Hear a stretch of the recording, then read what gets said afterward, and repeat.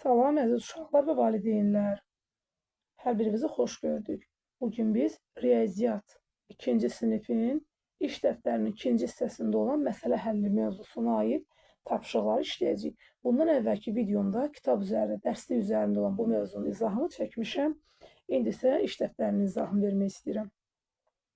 Məsələ 1-də bizə deyir ki, Səbinə və Anar 80 qəpiyə 2 dondurma aldılar. Onlar hansı dondurmalardan ala bilərlər? Bir neçə misal yaz. Deməli, Səbinə və Anar 80 qəpiyə 2 dənə dondurma alıblar. Biz ora baxmadan da 80 qəpiyi biz hansı üsullarla, hansı yollarla ala bilərik? Məsələn, 20 qəpi ilə 60 qəpi ola bilər, 30 qəpi ilə 50 qəpi ola bilər. Baxın, burada dondurmalarında var. 40 qəpi, 40 qəpi də ola bilər, amma burada yoxdur. 20 qəpi ilə ola bilər 60 qəpi. Yazaq bura. 20 qəpik üstə gəl 60 qəpik bərabərdir neçəyə? 80 qəpiyə. Və yaxud da 30 qəpik ilə 50 qəpik toplaya bilərlər, yəni ala bilərlər. 30 qəpik üstə gəl 50 qəpik. O da bərabərdir nəyə? 80 qəpiyə. Sonra ikinci məsələyə keçək. Amma bu 70 burada bizə uyğun deyil. Çünki 10 qəpik olsaydı bəlkə olardı. Yəni ikisindən birlikdə 80 qəpik düzəldə bilərdik, amma elə bir şansımız yoxdur. Baxırıq məsələ 2-yə. Şahmat turnirində 44 oyuncu iştirak etdi. Birinci turda 22 şahmatçı, ikincidə isə 11 şahmatçı yarışı tərk elədi. Üçüncü tura isə şahmatçı keçdi. Hansı uşaqların yazdığı misal məsələnin həllinə uyğundur? Məsələni həll elə. Gəlin biz əvvəlcə məsələni burada iki formada özümüz həll edək. Bizim cəmi 44 dənə oyunçumuz var idi. Birinci turda neçəsi tərk etdi deyəndə, yəni çıxdı, azaldı. Birinci turda 22-si gedib. 44-dən 22-ni çıxaram, alaram neçə? 22. Daha sonra isə neyniyərəm? İkincidə isə 11 şahmatçı yarışı tərk elədi. İkincidə isə 22-dən də 11-i çıxaram, yerdə qalar 11 şahmatçı. Daha sonra isə bizə deyir ki, bu uşaqlardan hansı misalı düzgün həll eləyib? 41 çıx 22 üstə gəl 11. Aynur təbii ki, səhv həll eləyib. Baxırıq Elxana. Elxan neyniyib? 22 ilə 11-i toplayıb, sonra 44-dən çıxıb. Bu bizə uyğundur. Niyə? Çünki 22-dən 11-i ayrı-ayrı çıxmaq əvəzinə toplayıb çıxıb. Mötərizəli ifadədən istifadə edib. Bunu biraz keçəkdik, gəldi, çıxdıq bura. Bunu biraz yoxcam çəkək, bu düzdür. Samir nə deyir? Samir də 44 çıx 22 çıx 11 dediyinə görə bu sayılmır. Çünki mötərizənin içərisində toplamalıydı. Mötərizənin içərisində biz birinci işləyirik deyə, əgər burada 22-dən 11 çıxıb 11 alıb, 44-dən 11 çıxanda 33 qalır. Bu isə bizim məsələnin həllini ödəmir. Amma Lalə də doğru fikir deyə bilər. Çünki 44-dən 22 çıxar, qalar 22, 22-dən də 11 çıxar, 11 olar. İki uşağın fikri, yəni Elxan və Samirin, Elxan və Lalənin fikri, üzr istəyirəm, onların misalları uyğundur.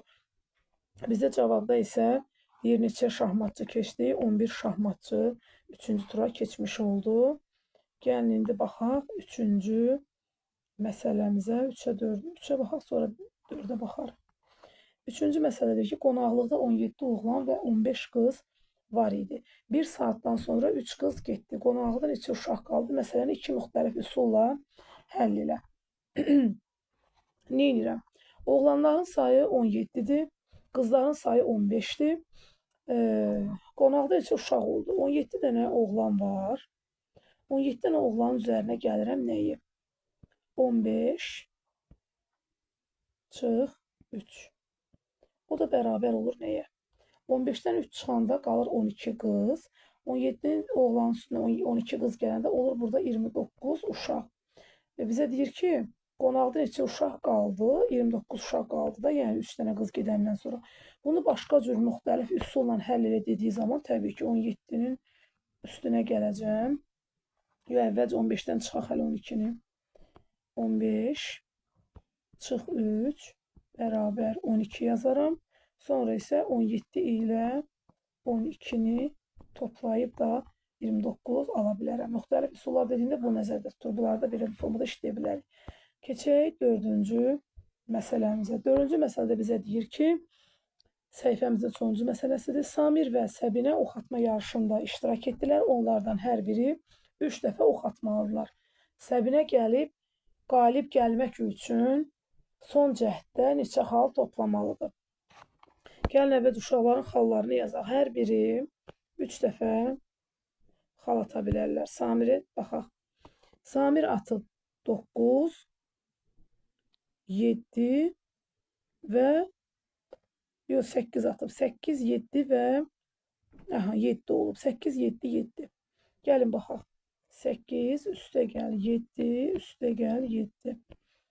7, hə düzdür. İndi baxırıq nəyə? 8 üstə 7 gələndə 15, 15-in də üstünə 7 gələndə cavab olur 22. Deməli, Samirin xalları 22-dir. 22-dir. Amma Səbinəyə baxaq. Səbinə görə neçə xal atıb və qalib gəlmək üçün neçə xal toplamalıdır? Gəlin baxaq. Səbinə birinci düşüb 5-ə, yazırıq bura 5, üstə gəl, sonra isə 8-ə. 5 üstə 8 gəlir neçə edir uşaqlar? 13. Düzdürmü? Samir 22 xaldır, Səbinə isə 13 xaldır. Səbinə ən azı toplamalıdır neçə? 22-dən 13 çıxaram. Yerdə qalar neçə? 9. Amma 9 xal olsa, onlar bərabər olacaqlar. Ona görə heç olmasa 9-un üstünə 1 gəlməliyəm ki, cavab 10 olsun.